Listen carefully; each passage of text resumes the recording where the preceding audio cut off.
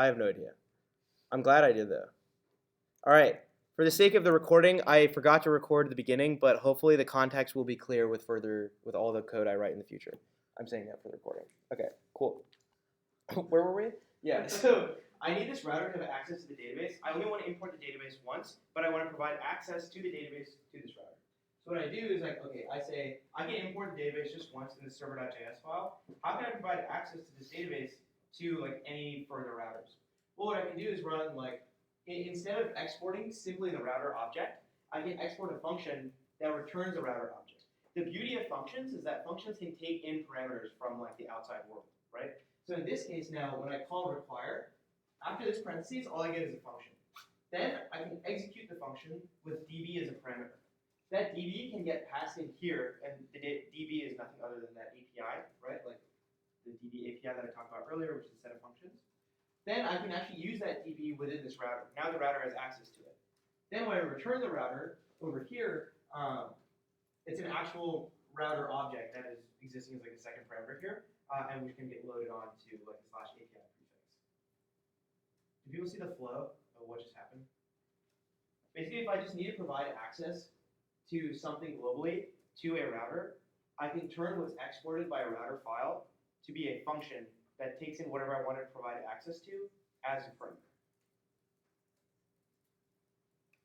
Yeah. So the advantage of this rather than doing const db requires again. Yeah. Is that you don't want access code? Yeah. Yeah, usually.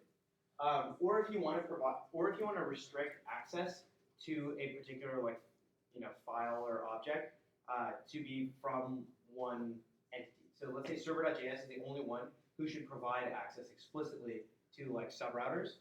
Then this is a good paradigm to follow. In general, you can actually just import again, but I like doing this because it's very explicit. I know who has access to what. You don't want to be providing access blindly. You know what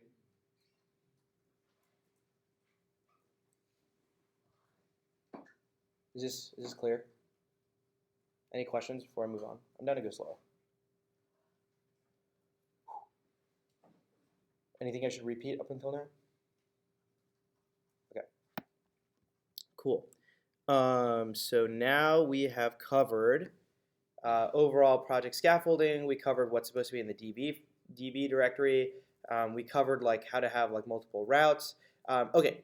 So one thing that we haven't, yeah. Well, I was gonna say for just the scaffolding part, why is it the server.js is the whole just main lecture12 folder, but then you have another server folder under public. But if you open a public, yeah, it says server. So what's that server? Wait, no, it doesn't. Source. It says server. So yeah. Well, server.js is really just an entry point. Honestly, I could just put it under server if that makes you happy, but it actually doesn't change too much. The reason why is maybe server needs to pull stuff from shared. So instead of reaching out of this directory back into shared, which looks kind of gross, this is just an easier way to do that. I think that's my reasoning. But you could change that around. There's no reason why not to. Okay, cool. One more thing that I want to kind of cover is the use of third-party APIs, which is an exciting have we kind of have covered. Not really, but let's say you're using have people heard of the company Twilio? Okay, Twilio is basically this programmatic API that allows you to make phone calls, send text messages to users, create whole flows of text conversation. It's actually an amazing API if anyone wants to play with it. But point being is let's say there's many different players who provide the same type of service that Twilio does.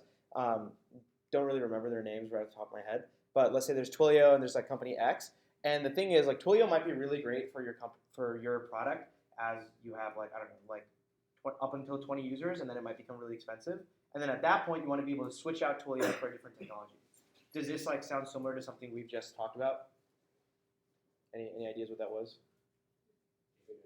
The database, right? So we want to have a similar structure in the sense that all of the code that we would need to rewrite, if we happen to ever switch out any one of these technologies, should be contained to one file or at least a small subset of files. So in this case, what I do is under server.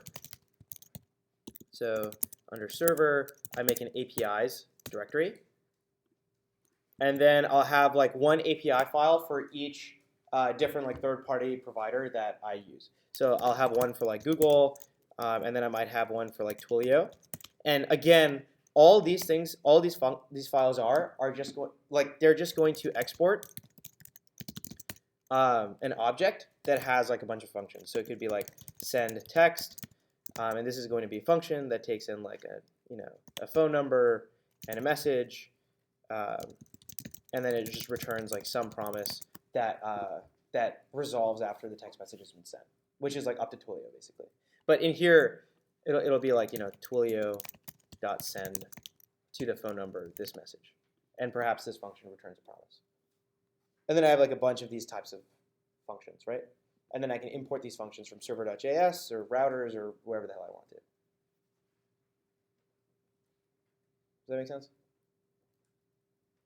Is anyone using third-party APIs for their project? Okay, which ones?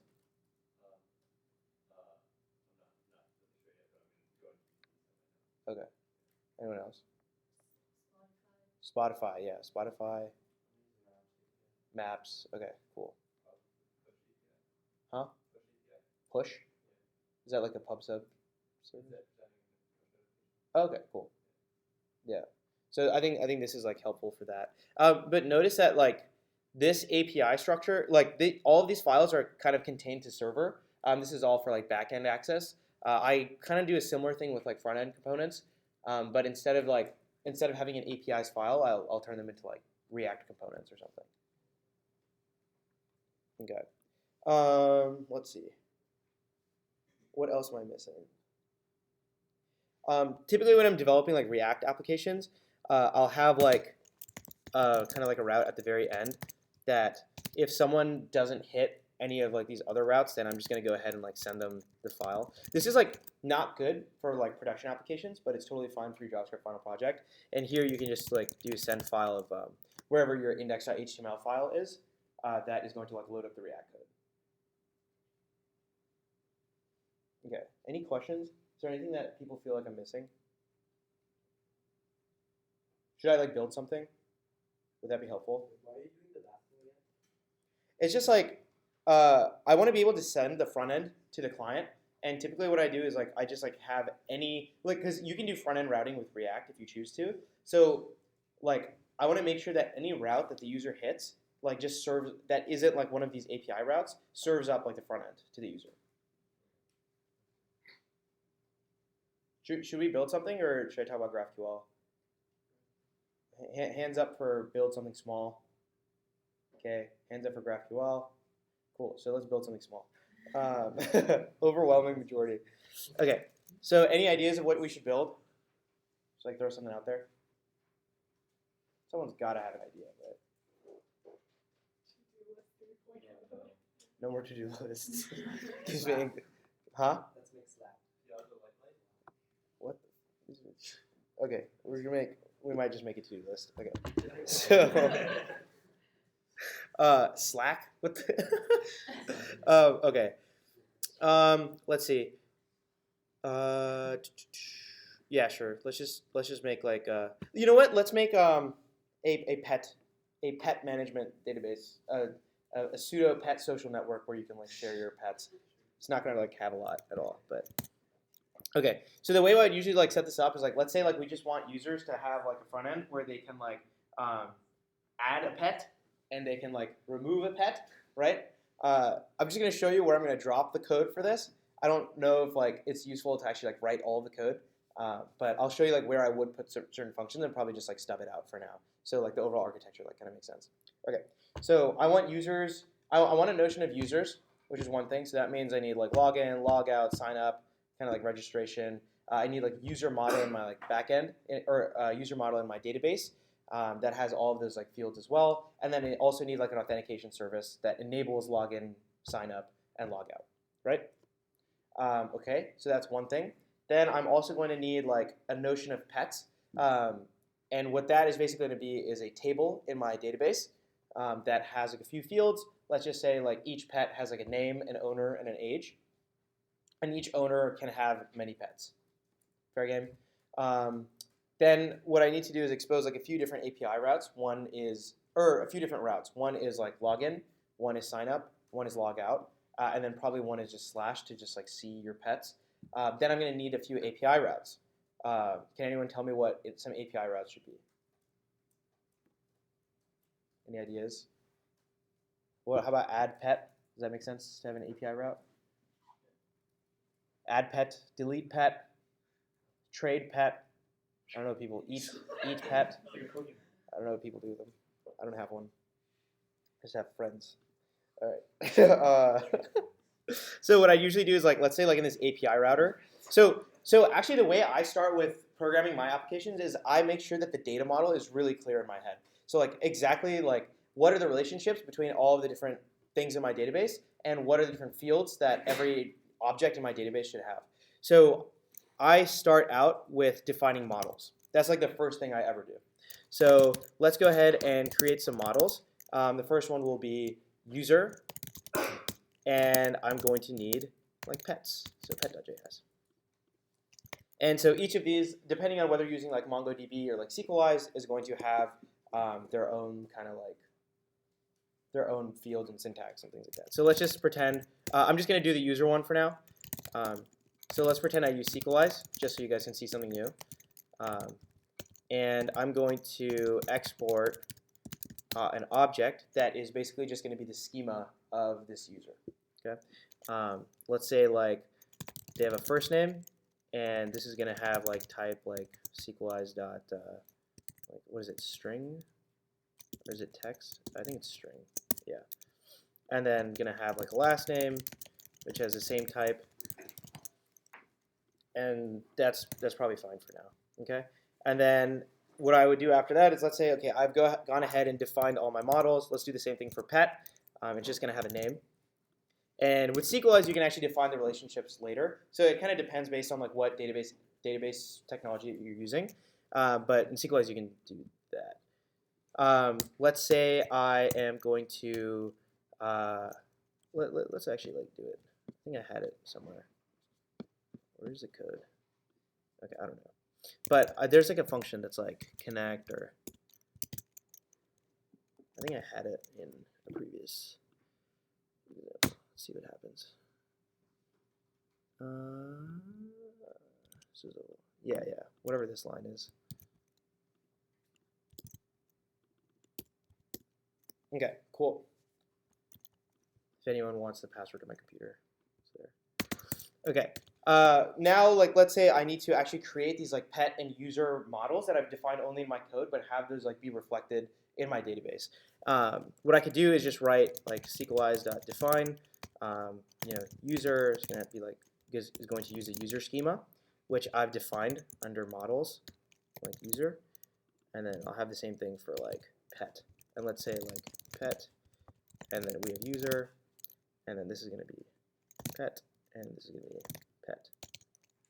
Then I can just say, SQLize.sync, which is going to basically create those models in my database and make sure the mapping between my JavaScript code and whatever models exist in the database is like tight. SQLize.sync, and then after it's like synced, I can just like log like, log synced.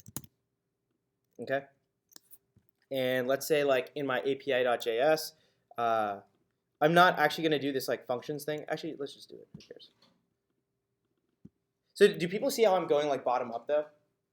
Or it's actually like top down. I don't know. Depends on how you look at it.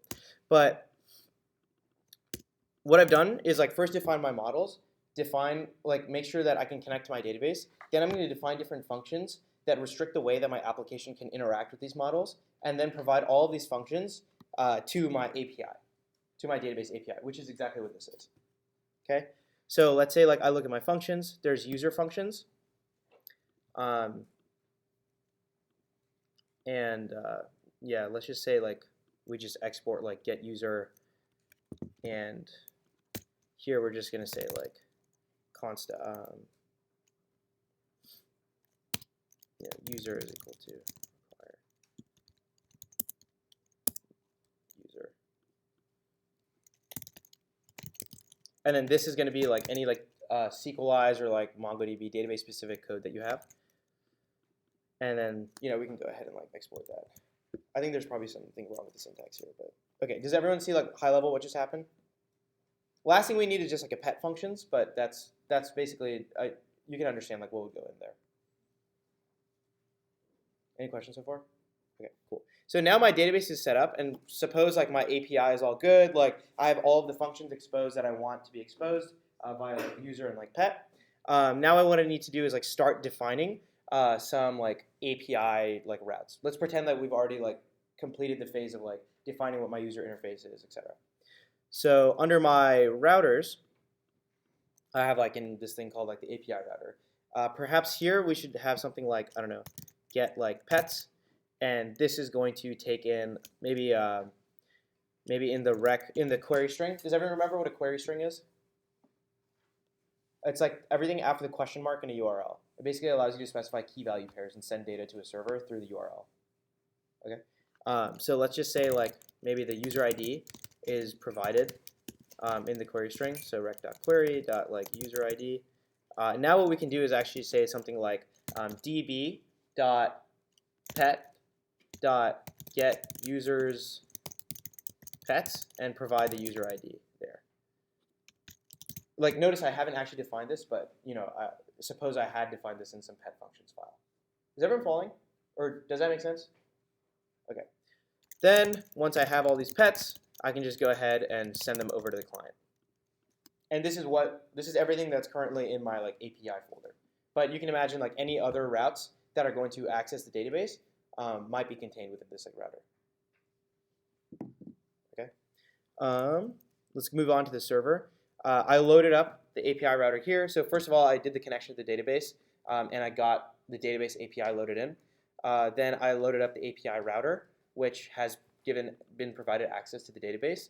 Then I basically say, okay, for any further requests, like where I'm just going to send you like some index.html file, which I have to like explicitly, kind of like declare now. So let's just say I make one under public. So let's say public index.html, and I'm going to send the file, which is going to be available under the public directory. I'll explain what that is in just a second.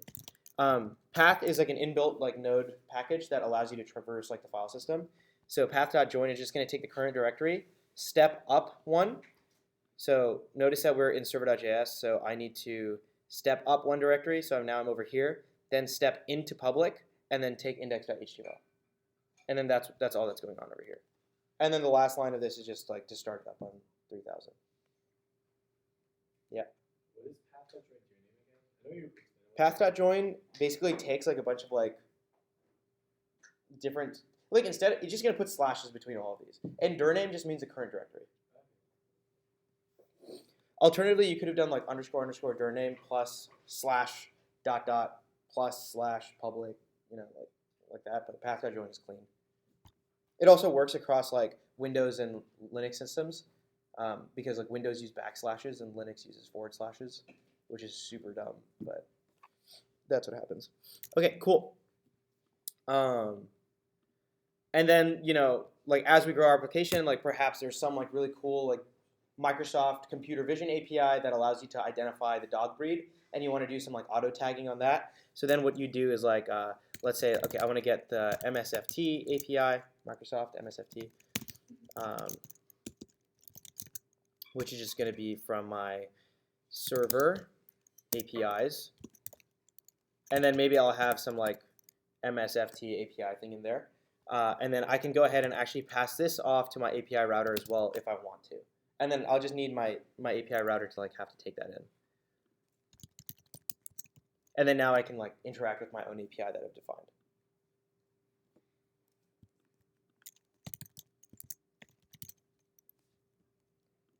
Does that last part make sense?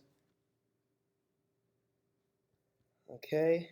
I guess the last part here is like in defining the actual front end. So there's like two key parts. One is being able to like write some React code.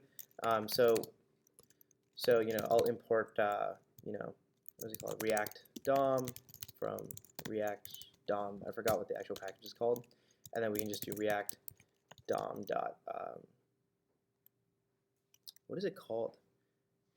I don't know. Let's just say like it's called like mount onto some tag. Let's maybe it's like a div with like the ID React root, and we're going to provide like the highest level component, which is going to be app, and we're going to get app from components.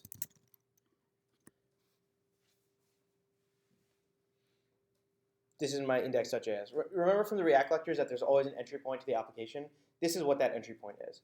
But notice that we still haven't provided a way for Webpack to like eat up all of this JavaScript code and like poop it out into like some useful like format, which is like what we'll do like right after, right?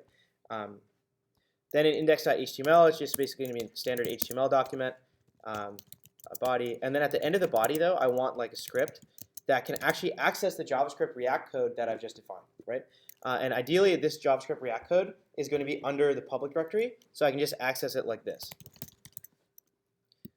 So now the high-level process that should be happening is that Webpack looks at your index.js file underneath your front-end directory, compiles all of your React code, and throws it into bundle.js underneath the public directory, which you can specify in the Webpack config, which I kind of went over like a few lectures ago. Does that make sense? Okay, cool. Do people have any other questions here? Or do you want to see like real code and see it work? What I could do is just like code this up after class and then just like throw it up on GitHub, and then if you guys want to like see it, you can see it. Is that useful? Yeah. Okay, cool. So I'll do that. Let me just write that down. Cool. Any other like high level questions about like what technologies you use, like how you would like integrate any other technology into this? I think I've like specified like a pretty high level overview, right? Is this helpful? Like, is this going to help you with your final projects? I hope so. I hope you use this kind of structure. Yeah, Marta. So any CSS would also go in public, right? Yeah, that's right. Any CSS would also go in public, and the way you would access that CSS is by doing something like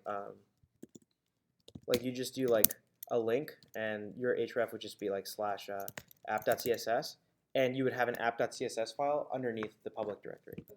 So let's just pretend that's there. So good question. And what does shared have? So shared like might have like any kind of like utilities. So utility, honestly, actually, I wouldn't even just forget I ever said this actually. Okay.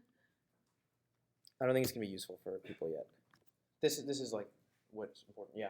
It's also really high level, but Go for it. in the past I've done stuff where people make apps that are front and back end completely separate, like two different JVM codes, Yeah. and have to like be separately deployable, put them on the same like AWS VPN or VPC, so you can like switch out the front end really fast. Yeah. How would you? I mean, it might be too much for this project, but like, how would that project setup work? Would you have two different like node modules, completely separate? Would you like typically develop them side by side in the same like? It's like very high level. Yeah. So the way I would do that is like, let's say like.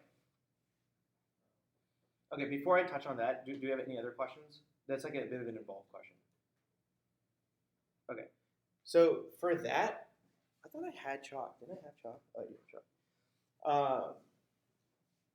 There's like you want to be able to abstract away like your front end and your back end like as much as possible when you're working with like multiple other people. So that's true. I don't think that's like a great idea for this final project, just because like it just like increases the overhead and like things you have to think about. But typically, like if you're going to be working on anything that's like production, you're going to have like two different backends. So you'll probably have like you'll have one that's just going to be called like staging, and this is basically your server, your API server, your backend, and then you're going to have like your like production basically. Staging is basically going to have like a similar like set of data that your production backend server is going to have access to. The idea is that you should be able to send dummy requests to your staging environment so you can test out like any changes that you might have made either to your backend or to validate that your front end is actually working as expected. What you do in this case is like you can actually fully abstract away your backend and only write an API server. Your API server is going to have access to a database, so it's going to have everything except this front end directory and this webpack.config.js. You can throw all of that into one GitHub repository, and then have some build process that allows you to deploy that on like different machines. That could just be like Heroku, right? Like we've seen in the past. Then what you could do is like have a separate repository that is your front end, and your front end is basically going to be a React application, and you're going to need like a dummy server that's going to allow you to just like interact with the React application to begin with. But typically, like you could just like have that dummy server written locally, but the GitHub repository only contains the contents of your front end React application. Then, as a part of your build, then the last part of your build process would be to have like this thing called like a static server. And a static file server is going to do nothing other than what it sounds like. It just like serves static assets. A lot of times like people use this server called like Nginx for it, which is really good for serving static files like really, really fast. So this, as a part of the launch script for this server, you would clone the GitHub repository with whatever branch you want of your front-end application, compile your front-end application, and put it on the file system of this server. So whenever someone hits like a slash route or any other route, it's going to like serve the appropriate like static file. And yeah, that's basically it. So every front-end application is basically going to get all of the static assets from the static server, and get any API or hit any API routes like over here, which includes like database access, etc. So that's how you can really abstract it out. It's not like too tough, honestly, but yeah, this is how you do it like in ultra production mode. Otherwise, you could just have two repos, one with all of your front-end code, one with your back-end code, and your back-end code could basically just replace the static thing.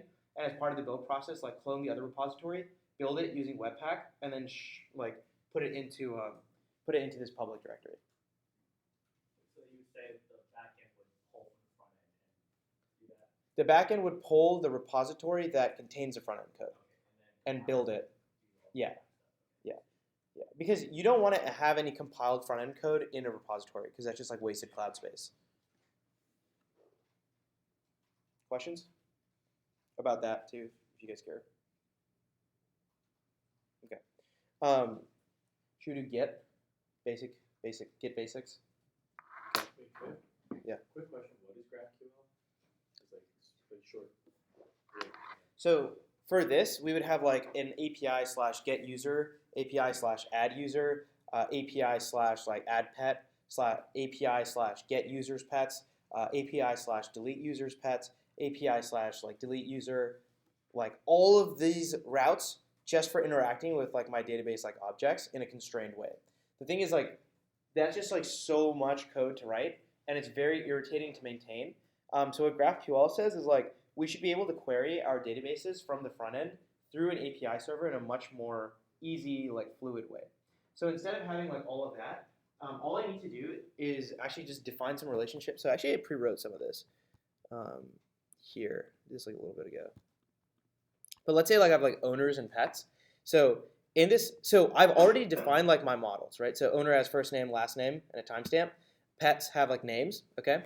Then all I do is create a mapping from like GraphQL, which is just going to be a query language. Don't worry about what it is too much. But I define the owner types and I define the pet types. So the owner has a few different fields: first name, last name, and like pets. Okay. Then the pet has a few different fields called like ID and like, or just basically like name, right? ID is like every object in a database is going to have an ID. Then for each of these data types, I provide two properties. Okay. Mutations and queries. Let's go over queries first. A query essentially says, okay, for any type that you've defined, how can you query that type? Like for example, if I just want to get a single pet, like this is how I get a single pet. If I want to, then mutations on the other hand has anything to do with operations that are going to mutate, append, or delete data from your database. So in this case, we could have something called like create pet. Okay. Similarly, I'll have like those types of like functions defined for owners. So create an owner, right? Okay. But now notice that also in owner, I've provided this relationship called pets. So first name, last name, which exists over here, first name, last name. But then I've also added a third field called pets. Pets essentially provides a way to return like the pets of that specific owner. Okay, like that's all this is. But ideally, it should be as easy as accessing pets as a field. So now what you're able to do is let's see if this works actually. I don't remember. Maybe.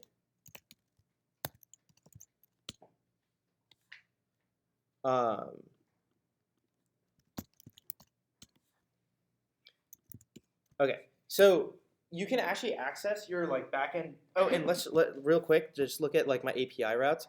Like I actually literally don't have any API routes. This is my entire server. All I did was set up this thing called GraphQL, which allows like requests for GraphQL things over HTTP, and works with Express and has like a small Express binding. And then I'm just listening on the server. So there's no API. That makes sense to everyone?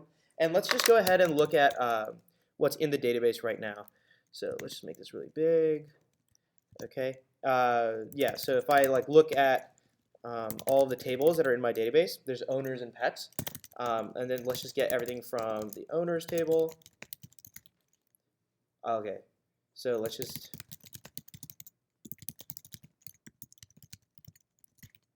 Okay. So then we just run this query again. We see that, and then select everything from pets.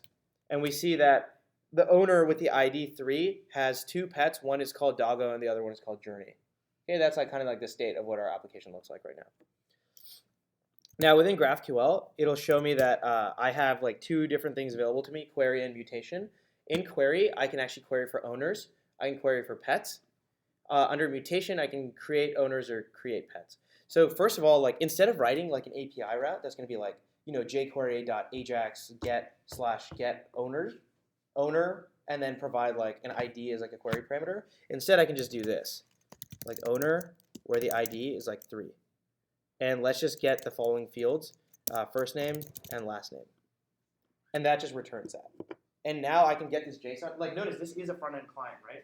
It took whatever was on the left-hand side, turned it into a string, shot it to a request to the server. The server knew how to parse out that string, make the appropriate database calls, and return this value to the front end. And the cool thing is, like, I can actually specify exactly what I want from the server. Like, if I don't want the last name, I won't get the last name. What's even cooler, though, is now I can do cooler things like pets. I can actually get all of the pets associated with this owner and get their names. And let's say, like, within pets, I define another relationship that's like favorite food. Or foods, let's say foods is a different table. Or, okay, let's say like pet snacks or whatever. And pet snacks contains like a bunch of different like types of foods. And each pet has its own favorite foods. I don't have to make an explicit route that says get owners, pets, favorite foods. Like I would have to do that without GraphQL. And in that specific function, I would say like get the owner, then get the owner's pets, then for each pet, get all of its favorite foods. But in GraphQL, I could literally just write pets, and if the relationship purely between pets and foods has been defined, then I can simply write like foods and get all of like the pets and their foods for this owner. It's like insane.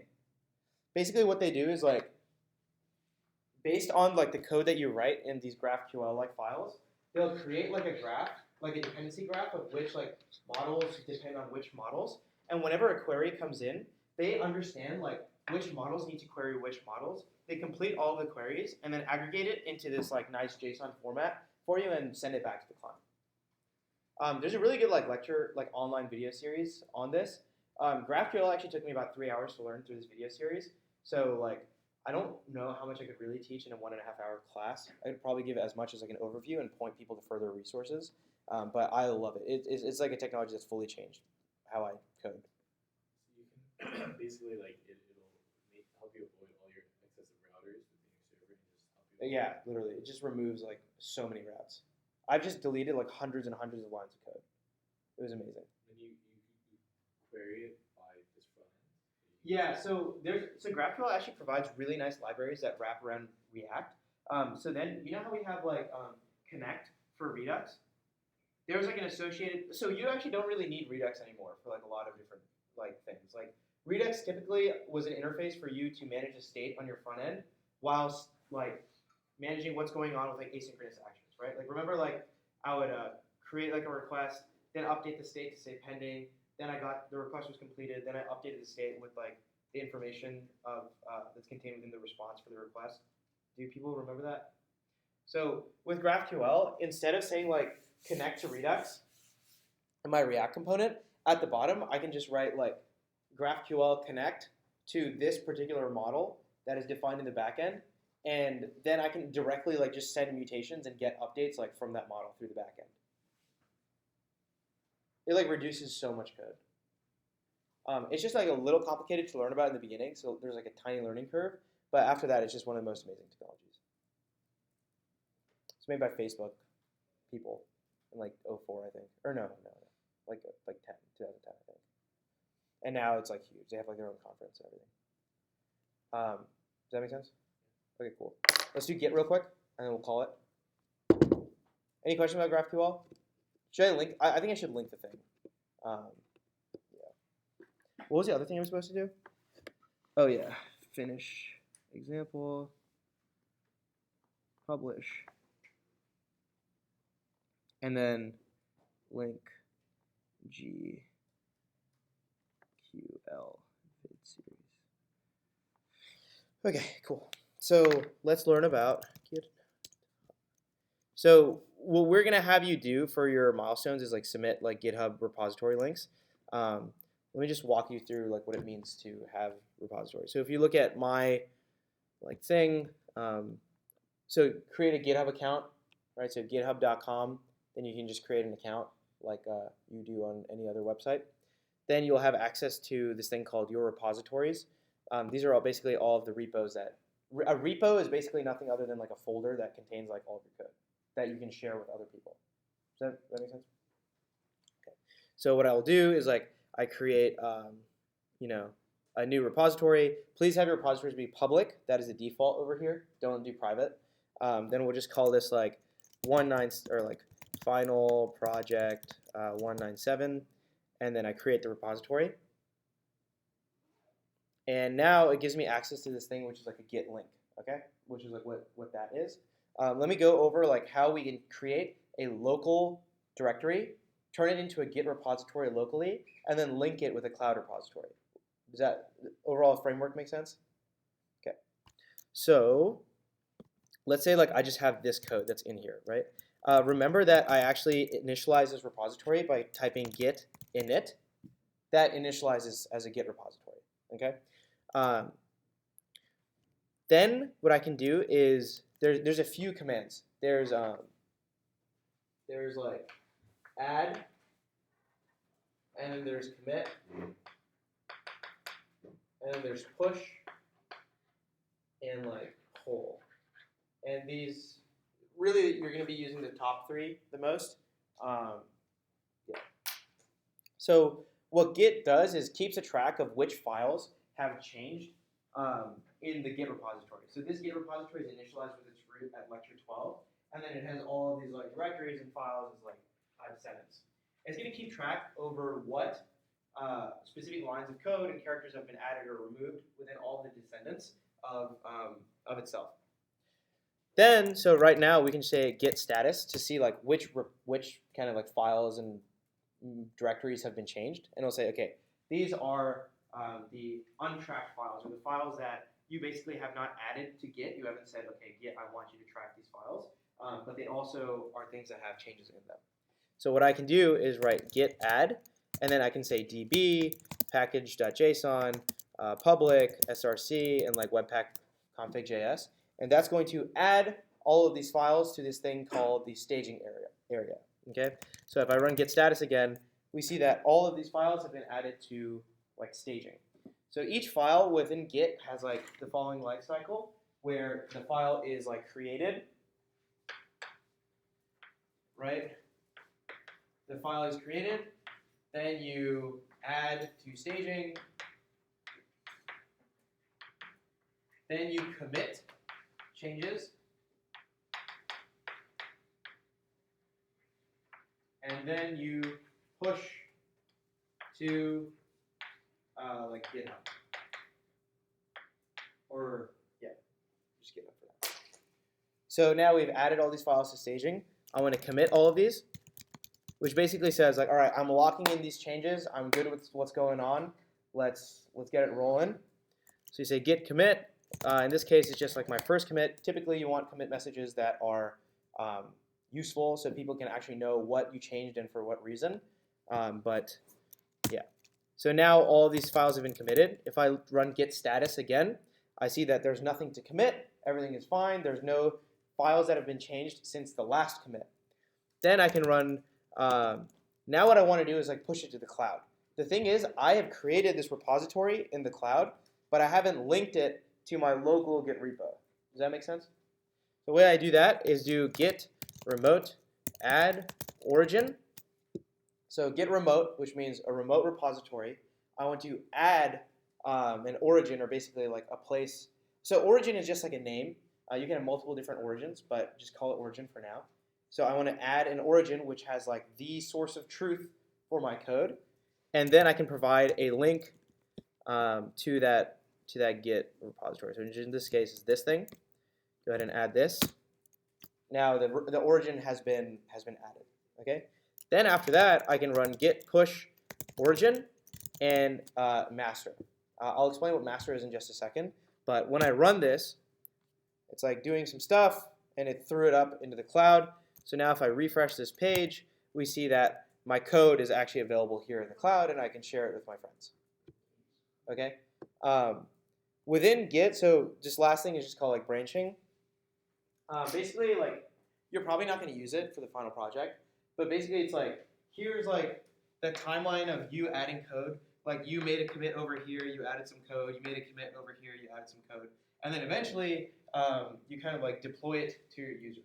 Okay, and now people are actually using like your project, or maybe you've added new collaborators. The thing is like let's say you added a line of code over here, and let's say you and a collaborator have both downloaded the same file, and you're both like making edits to this like same file. The problem is like your edits like may be overwriting like each other's like code, and usually Git is like pretty good at Git is very good at identifying like conflicts between different lines of code that you and your partner have changed. But a good way to kind of just like manage like everything to kind of manage this process is through this thing called branching. So let's say like this was a version of the project at some point in time, right, when you committed here and you pushed here. Your partner can just say, okay, I actually want to branch off this, so copy all of the code that was here, and I'm going to make my own commits and all of my own changes.